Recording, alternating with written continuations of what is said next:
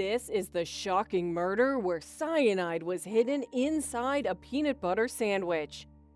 The young woman goes to work like any other day. Cheerful, healthy, full of plans for her future. But within an hour, she is dead. Doctors find it all natural, and her family agrees to organ donation. But inside 10 small tubes of blood hides a truth no one expected. This is where the questions begin. It's July 22, 2003, a hot summer morning in the Netherlands. 30-year-old Judith Noterman suddenly becomes unwell at work. She feels dizzy and nauseous. She tells colleagues her sandwich tastes strange. Within minutes, she begins to choke, so an ambulance is called immediately. Inside the vehicle, Judith loses consciousness. At the hospital, she suffers cardiac arrest. The doctors try everything. They fight for her life. But within an hour of arriving, Judith is dead. Judith was young and healthy. There's no medical history and no warning signs. Doctors suspect natural causes, possibly sudden cardiac arrest. It seems tragic, but unexplained things happen sometimes. Yet something about this case feels wrong. Judith was an educational psychologist in Sittard. She worked with autistic clients and their families. People described her as warm, open, and deeply caring. Born in France, she moved to the Netherlands as a child. Helping others was part of her identity. After a long relationship that ended, she found love again with Bart. Bart was quiet, reserved, and introverted. He worked as a chemist at a fertilizer factory. The two had been together for 4 years. They had just bought a house in Ireland. Judith wanted marriage. She wanted children and a peaceful future. But behind the front door, things were not perfect. Bart struggled to communicate. He withdrew into his computer. Judith sometimes described him as showing autistic traits. Their relationship had begun to feel heavy and oppressive. Just 1 week before her death, they argued. Judith even spent an evening at her friend's house. But at work, she remained cheerful. Nothing appeared wrong. Then came that morning. Bart woke up early. He prepared his own lunch, currant buns, and he also made sandwiches for Judith. Peanut butter and chocolate sprinkles. It was simple and ordinary. Before leaving, he kissed her goodbye. Judith was still in bed. It looked like any other morning, but those sandwiches were anything but ordinary. Normally, Judith ate breakfast in her car. That day, she waited until she reached the office. When she took her first bite, she immediately noticed something strange about the taste. She felt sick almost instantly. Within minutes, she was collapsing. Her colleagues later described how fast it happened. One moment she was speaking, the next she was gasping for air. The coroner ruled her death natural. The suspicion was a possible heart problem. Her family, devastated but trusting the medical explanation, agreed to organ donation.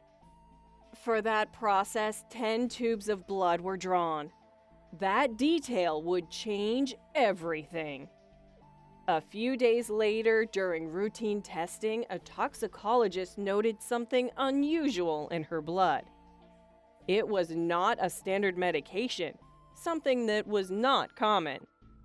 Further analysis confirmed the truth. Cyanide. Judith had been poisoned. Police launched a major investigation.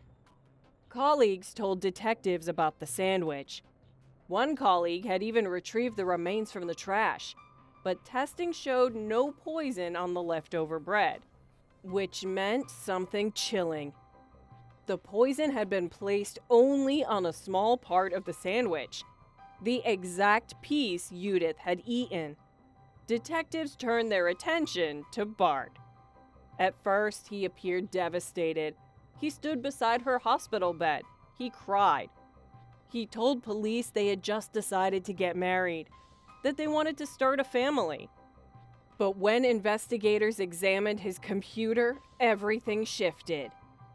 2 weeks before Judith's death, Bart had searched online for information about cyanide and other toxic substances. That wasn't all. He had been secretly dating other women online, leading a double life. The quiet, reserved chemist was not who everyone thought he was. 5 days after Judith's death, Bart was arrested. During a search at his workplace, police found 2 suspicious substances, sodium azide and theobromine. When these chemicals mix with stomach acid, they can form deadly cyanide gas. The pieces were coming together, but Bart denied everything. Here is where we need to pause for a moment. Before we continue, if you enjoy true crime cases like this, make sure to subscribe. This will help me to continue making videos like this. Do you think this was carefully planned from the start? Or was something else going on? If you already have a theory about what happened that night, let me know in the comments. The interrogations continued. Bart stayed silent, calm, and controlled until the 14th interrogation. After weeks in isolation, something changed. His conscience began to weigh on him, so he broke down. He confessed.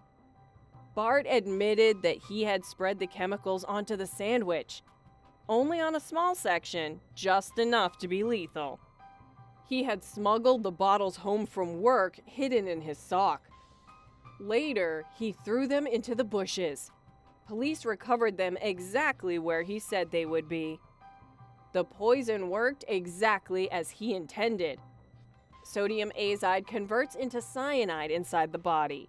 Cyanide blocks the cells from using oxygen. The heart and brain shut down rapidly. There is almost no time to react, and there is no effective antidote once it progresses that far. The method was precise, carefully controlled, yet clinical. But the biggest question remained: why? There was no large insurance payout, no financial gain, no massive public argument, and no dramatic confrontation. Investigators began to see a different motive. Bart wanted out. He was secretly speaking to other women online, planning a different life. Judith wanted marriage. Then comes commitment, children, and high responsibility.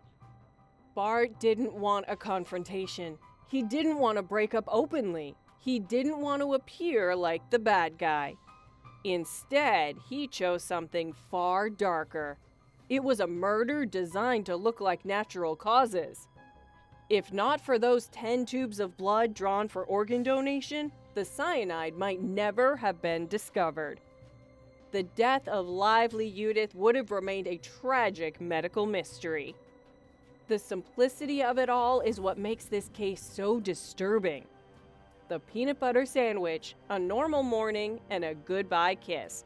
And hidden inside, death. The Dutch courts were stunned by the cold-blooded nature of the crime.